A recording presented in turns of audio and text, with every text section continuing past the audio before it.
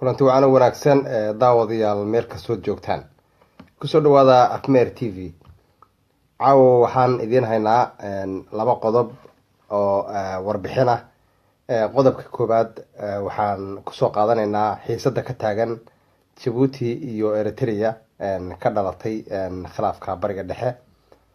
qodobka labaadna waxaan u gelaynaa warbixin aan ka bixin doono haddii la yidhaa wadanka Ogaadenia ee gumaysiga ku jira Ethiopia iyo xaaladaha Ethiopia meeshay maanta ay marayaan.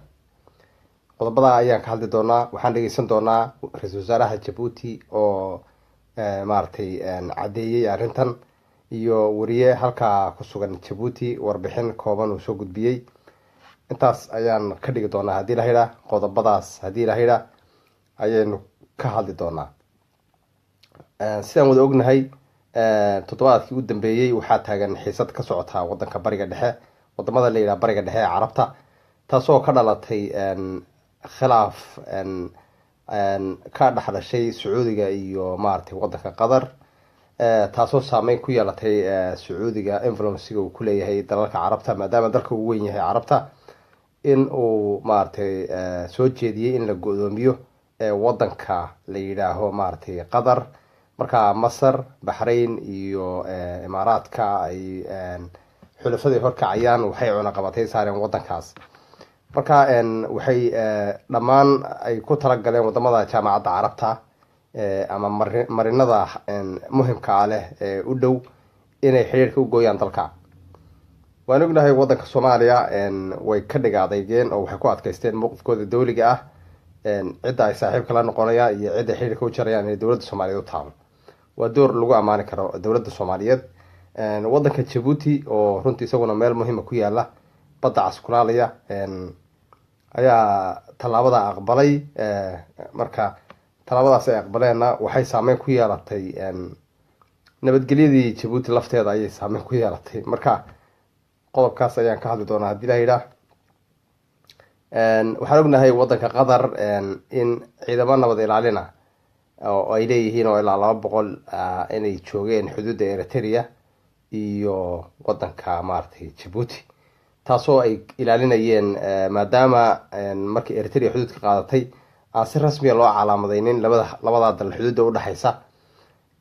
Djiboutina ay aad influence ugu leedahay ugu dhex jirto Ethiopia ayaa marka waxay aad u riixaysaa maartay inay colaad ay ka dhalato Eritrea iyo Djibouti dhexdooda. xuduudana waa xuduud weyn kama dhaxayso, waa meel aad u yar oo la calaameyn karo. marka ciidamada Qatar ee koofiyadda buluuga wata UN-ka ayaa muddadii 10 sano ahayd hadda ku sugnaa. dhulkuna amni buu iska ahaa. Djibouti markay qaadatay go-aankii carabta, Qatar waxay samaysay iyadoo taa kaga argudanaysa ciidamadeedii nabad ilaalinta ee joogay xadka Eritrea iyo Djibouti ayay la baxday. waxayna la baxday dhinaca Eritrea ayay u gudbeen, halka ayay diyaarada kaga soo qaadatay. marka muddo 3 maalmooda waxaa haawanayay xuduudda labada dal u dhaxaysa ee ciidanka nabad ilaalinta uu ka baxay.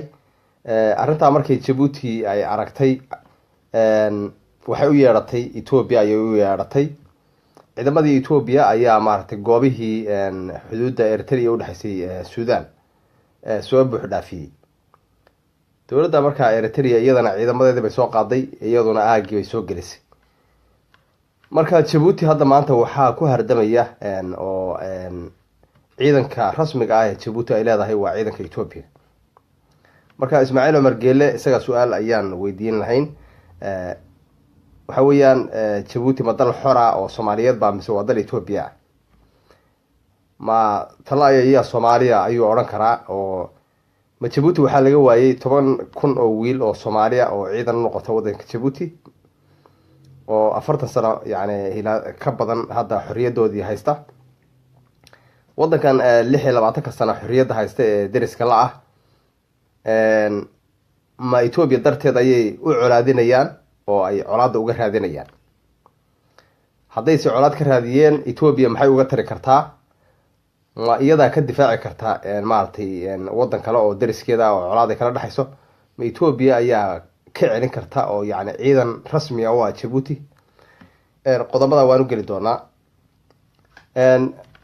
sidaan wada ognahay xuduudda u dhaxaysa Eritrea iyo Djibouti waa tay xasaradi ka dhacday وكي أي مارتي دجال كنعي عن سيدا وينين إذا ماذا جيبوتي وكي صوب بنيين حدك كدب مارتي ودك إريتريا لا هضي ولي ما قبسن كرتيد تبغى نقطة جيبوتي xilligaas oo runtii intii ka dambeysay Djibouti ay samaysan kartay ciidan rasmi oo ku filan lacagaha ka soo gala Soomaaliya ay ku qaadato lacagaha kale ay ku qaadato xiriyaha maartay baysaska iyo dekedaha waaweyn ee waddanka laga sameeyay ma muuqato marka Djibouti inay xilligaa ku diyaar garowday ay samaysatay ciidan qaran oo difaaci karaya Soomaaliya waxaan ognahay ciidan nabad ilaalin ay u soo direen oo magaalada Beledweyne jooga oo heel qaran loo bixiyay waddankoodiina dhibaato yar haday ku timaado Ethiopia loo yeeriya oo mataqaan ciidan noqonaysa marka arrimahaas oo dhan reer Djibouti Ismaaciil Umar Geelaan weydiinayna waxaan leenahay adeer Soomaaliyana waxaad leedahay nabad baan ka ilaalinayaa oo dawlad baan ka dhalinayaa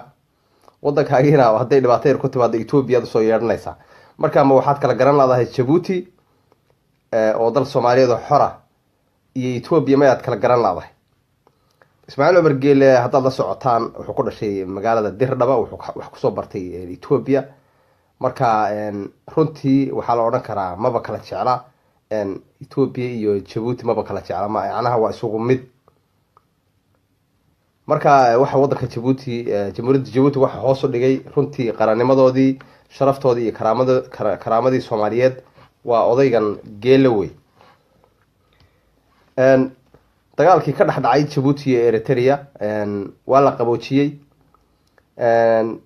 waxaana ciidamada Qatar oo nabad ilaalinta oo labada dhinac bay ku kalsoonaayeen oo saaxiib dhow la ahaayeen waliba waddanka Eritrea iyo waddankanba ayaa ku kala dhex jiray waxa sarada mayna ka jirin Djibouti ayaa abuurtay xaaladan oo la safatay wadamada maartay gudoomiye waddankaas Qatar ciidankeedii ayaa la baxday xiisadan marka maanta dhalatay ciidankii Qatar markuu ka baxay meeshii Djibouti oo aan isku kalsoonayn Soomaalinimadooda iyo dawladnimada inta badan ay haysteen oo cabsi ka qabta waddankan dariska la ee urdanka ee ishayaan Ethiopia ayay markaa conflictigi Ethiopia Eritrea ka dhaxeeyay macnaha khilaaf ka dhaxeeyay ayay waxay ka dhigeen oo ka dhaxeeyay xuduudaas labada dal Ethiopia Eritrea waxay u soo wareejiyeen xaggan iyo xuduudda Eritrea iyo Djibouti marka Djibouti dalma ugu jirtaa in meesha la dagaal weyn ka dhaco oo labada dawladood ku dhaxmaro hadii si ciidanka Ethiopia si lagu yaqaan la soo jabiyo Djibouti maxaa dan u ah ma jiraysa oo dal ma ahaanaysa waxa weeyaan waa mayna ka fikirin baan u maleynaya arrinta ayada caalamkuna marna kama siisanayo oo lagama difaacayo si waagi hore oo kale iyadoo ciidan ajnabi aad u soo yeeratay oo ciidankii loo soo jabiyay waddankaaga yacni way raacdaysanayaan way ka sifaynayaan marka shacabka reer Djibouti waxaan leenahay dhibaato weyn ayuu soo hoyay odaygan runtii kala garan la inay Djibouti tahay dal xor ah oo Soomaaliyeed iyo inay tahay dal Ethiopia qayb ka mid ah taas waa intaas marka waxaan dhageysan doonaa hadii la yiraahdo warbixin kooban oo maartay wariye ku sugan dalkaas uu soo gudbiyay ayaynu wada dhageysan doonaa gorrow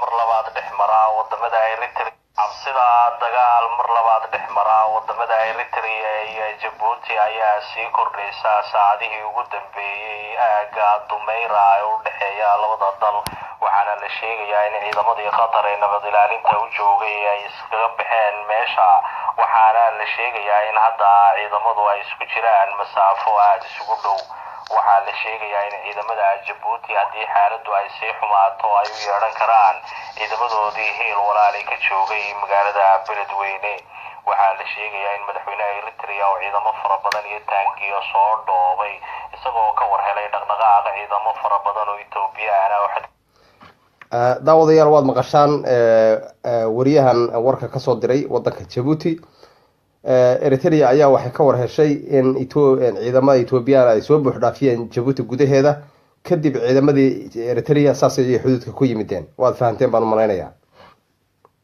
cabsida dagaal mar labaad dhexmaraa wadamada Eritrea iyo Djibouti ayaa sii kordhaysa saacadihii ugu dambeeyay aaga Dumeira ee u dhaxeeya labada dal waxaana la sheegayaa in ciidamadii qatar ee nabad ilaalinta u joogay ay iskaga baxeen meesha, waxaana la sheegayaa in hadda ciidamadu ay isku jiraan masaafo aada isugu dhow. waxaa la sheegayaa in ciidamada Jabuuti haddii xaaladdu ay sii xumaato ay u yeedhan karaan ciidamadoodii hiil walaalay ka joogay magaalada Beledweyne.